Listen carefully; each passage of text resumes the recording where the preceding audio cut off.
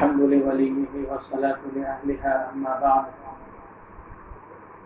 أعوذ بالله من الشيطان الرجيم بسم الله الرحمن الرحيم وورث سليمان داود وقال يا أيها الناس علمنا منطق الطير وأوتينا من كل شيء إن هذا لهو الفضل المبين صدق الله العظيم۔ آج 16ویں تراویح میں یہ آیت کریمہ آئی ہے۔ اس آیت کریمہ میں اللہ تعالیٰ نے اپنے خاص نبی حضرت سلیمان علیہ السلام کا تذکرہ فرمایا ہے۔ اللہ تعالیٰ نے انبیاء اور رسول کو کچھ خاص صفات عطا فرمائی ہیں، ایسی صفات عطا فرمائی ہیں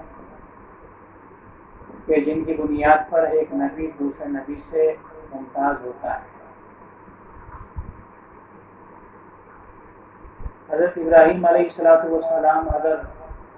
خلیل اللہ ہیں، حضرت موسیٰ علیہ السلام کلیم اللہ ہیں، حضرت عیسیٰ علیہ السلام روح اللہ ہیں، جناب نبی کریم صلی اللہ علیہ وسلم حبیب اللہ ہیں، تو حضرت سلیمان علیہ السلام کو بھی اللہ تعالیٰ نے کچھ ایسی خصوصیات عطا فرمائی ہیں جو دوسرے نبیوں کو نہیں دی گئی ہیں۔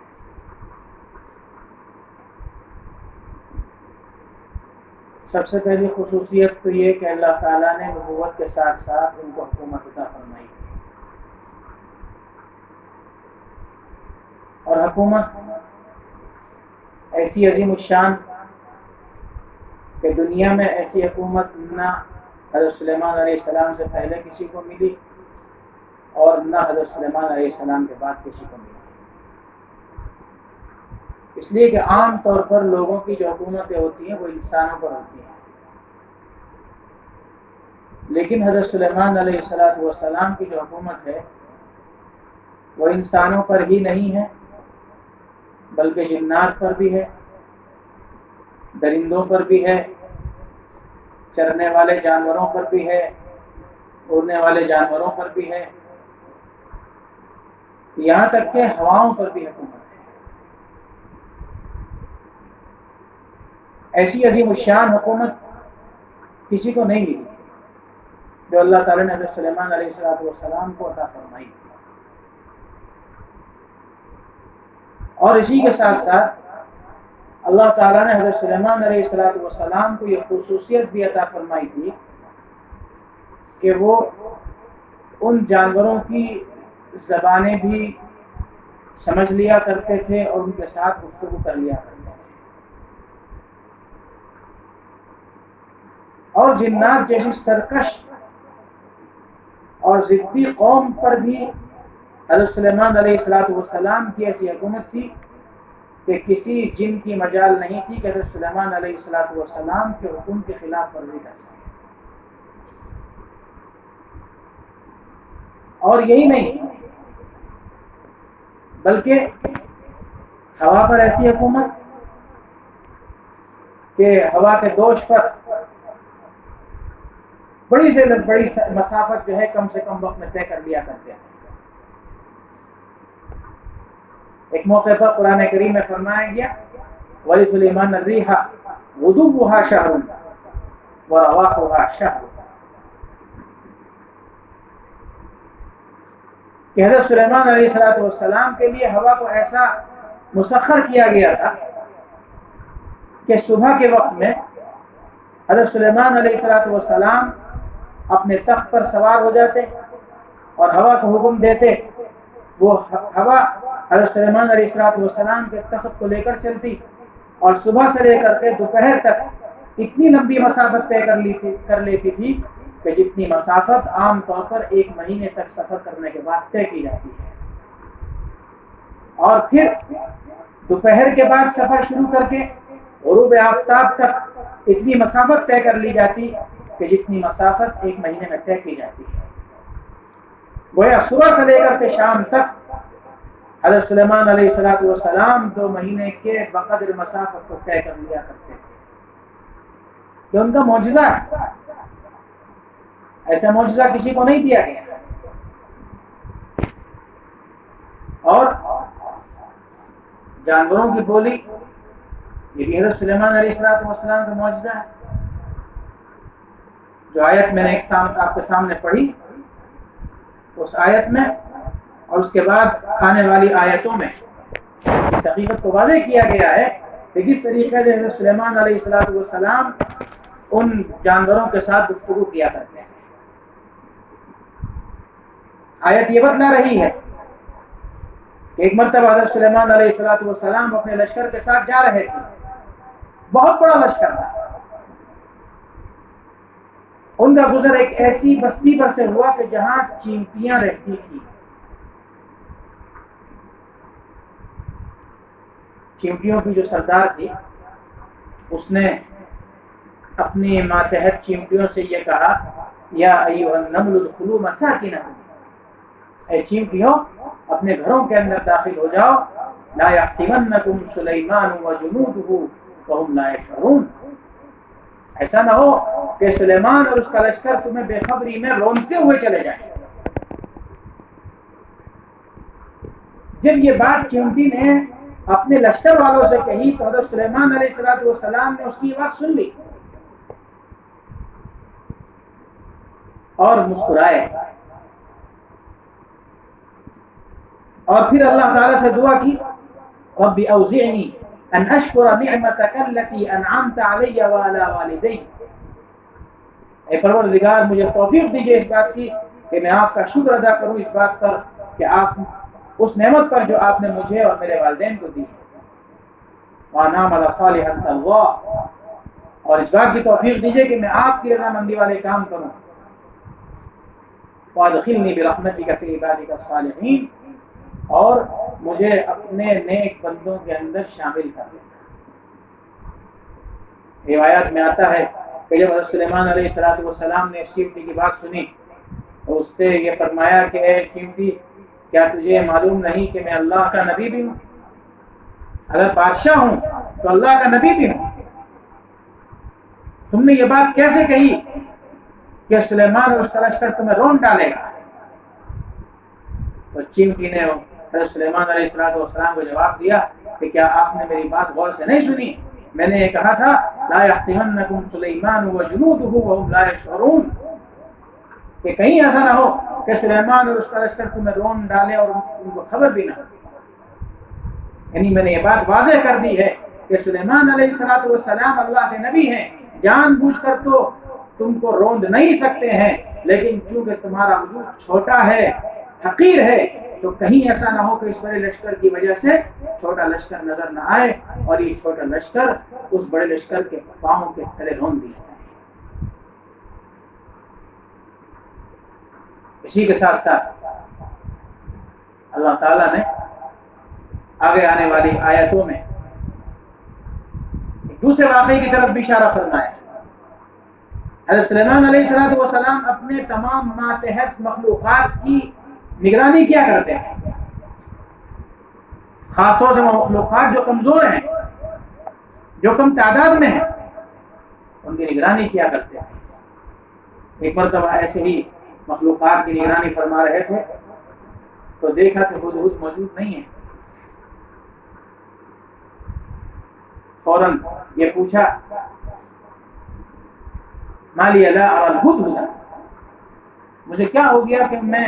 ہدہد کو نہیں دیکھ رہا ہوں؟ ام کان من الغائبین، یا واقعتاً غائب۔ یعنی اس کی 2 وجہ ہو سکتی ہیں، یا تو یہ ہے کہ وہ موجود ہے مگر اتنے بڑے لشکر میں نظر نہیں آ رہا ہے اس لیے کہ چھوٹے وجود والا ہے، اور یہ پھر وجہ یہ ہو سکتی ہے کہ وہ اس وقت حاضر ہی نہیں ہے۔ حضرت سلیمان علیہ السلام نے ہدہد کا جو یہاں پر ذکر فرمایا،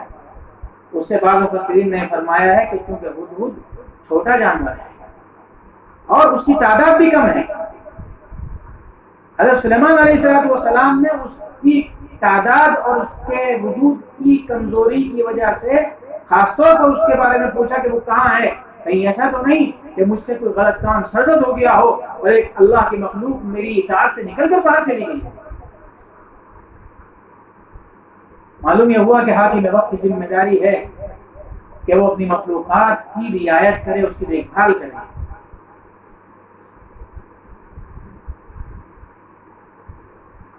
حضرت سلیمان علیہ السلام کے ساتھ ساتھ حضرت عمر بن خطاب رضی اللہ تعالیٰ عنہ نے اس سنت کو جاری کیا۔ اپنے دور خلافت میں رات کو بھیس بدل کر نکل جایا کرتے تھے اور لوگوں کے احوال معلوم کیا کرتے تھے کہ کہیں عمر سے شکایت تو نہیں ہے۔ اور حضرت عمر فرمایا کرتے تھے کہ اگر دریائے فرات پر کوئی بھیڑیا یا کوئی شیر کسی بکری پر حملہ کر دے گا تو کہیں ایسا نہ ہو کہ اللہ تعالیٰ کے یہاں مجھ سے اس کا مواخذہ ہو جائے۔ ایک مرتبہ حضرت عمر بن خطاب رضی اللہ تعالیٰ عنہ جو ایسے عظیم الشان حاکم ہیں کہ 22 لاکھ مربع میل کا خطہ ان کی حکومت کے تحت آتا ہے، ایک بوڑھی عورت کا سامان اپنے سر پر لاد کر جا رہے ہیں اور جب اس کے گھر پر پہنچے تو اس سے یہ کہتے ہیں کہ اللہ تعالیٰ سے میری شکایت مت کرنا۔ ایک حاکم وقت کی کیفیت ہے، اپنے مظلوموں کی کیسی دیکھ بھال کرتے ہیں۔ تو حضرت سلیمان علیہ السلام نے بھی اس جانور کے کمزور اور حقیر ہونے کی وجہ سے اس کے بارے میں دریافت کیا اور یہ نہیں کہا کہ حدود کہاں چلا گیا، بلکہ فرمایا مالی اللہ ارى الحدود، مجھے کیا ہو گیا کہ میں دیکھ نہیں پا رہا ہوں۔ یعنی یہی چیز پیش نظر ہے کہ کہیں مجھ سے کوئی گناہ تو سرزد نہیں ہو گیا کہ ایک مخلوق میری اطاعت سے نکل گئی۔